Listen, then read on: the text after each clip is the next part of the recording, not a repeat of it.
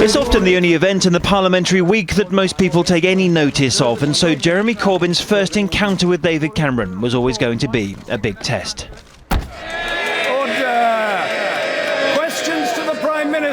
Labour MPs, remember, didn't vote for Jeremy Corbyn, party members did. Jeremy Corbyn!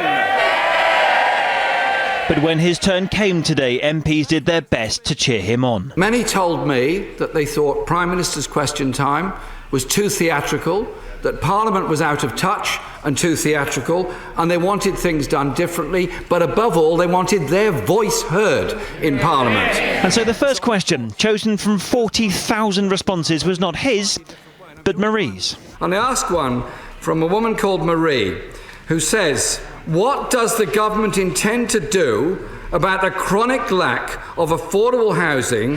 Prime Minister. Well, first of all, Mr. Speaker, can I congratulate the honourable gentleman. If we are able to change Prime Minister's questions and to make it a more genuine exercise in asking questions and answering questions, no one would be more delighted than me. Now let me answer very directly Marie's question. Which he did, so back to Mr. Corbyn's questions, or rather Stephen's. I've got a question from Stephen, who works for a housing association. And so it went on. What I would say to Stephen... And after Stephen there was Paul. Paul, for example, says, why is the government taking tax credits away from families? There were moments when the parliamentary theatre crept back in. The figures show that a family... Sorry, I thought this was the new question time.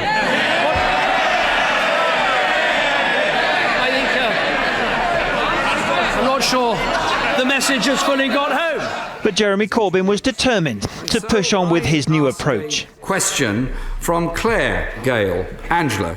So what did those who were watching from the public gallery make of People's Question Time?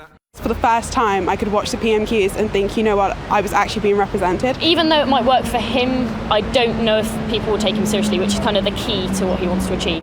And in an interview tonight, an attempt to clarify some confusion on policy over Europe. A Europe of workers' protection, a Europe of social protection, those are the Labour demands. They can obviously only be achieved if you're within the European Union to do so. Does it mean we give the Prime Minister a blank cheque to go away and sign off many of the rights that have been very hard won? Absolutely no.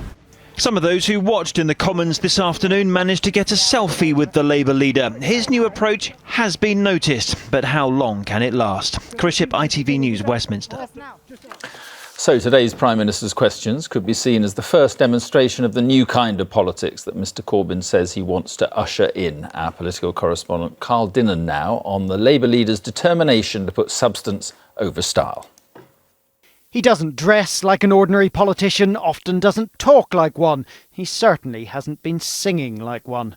And tonight, Jeremy Corbyn promised his supporters he would keep doing politics differently. He had started with Prime Minister's questions. I thought my first Prime Minister's question time, I'd do it in a slightly different way. And I'm sure the Prime Minister is going to absolutely welcome this, as he welcomed this idea in 2005. That was when David Cameron became leader of the opposition, promising a more civilised Prime Minister's questions. Oh yes, we've been here before. Aisha Hazarika has spent years prepping Labour leaders for PMQs. There is a bit of a tradition of new leaders of the opposition saying they want to change things. David Cameron famously said, let's have no more Punch and Judy, and now does sort of Punch and Judy like on steroids, basically. And Ed Miliband tried to change the tone, Tony Blair tried to change the tone. I think the nature of it is adversarial. It's essentially two tribes coming together in the House of Commons. It is confrontational. So eventually even his own side might want Mr Corbyn to make more of a splash.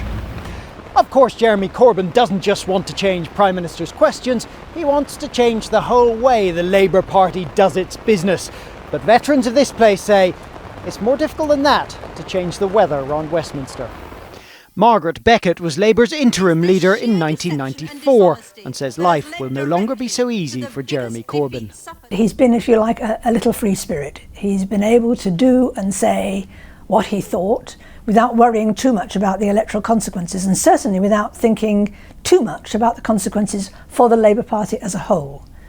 Now he's going to be under a microscope, and everything he does will be weighed for its impact for the Labour Party. So the new Labour leader may have to compromise, which is how things get done, as Vince Cable vividly describes. In politics, I think you make a distinction between what I call the plumbers and the priests. The plumbers are the people who do things, make things happen, get laws through, improve things, but they get their hands dirty. And the priests have, high moral values and principles. And I think if you're serious, you have to become a plumber. And although Jeremy Corbyn was elected on a wave of idealism, he's not above compromise. Today, Labour said their new leader would, in future, join in the singing of the national anthem. Carl Dinnan, ITV News, Westminster.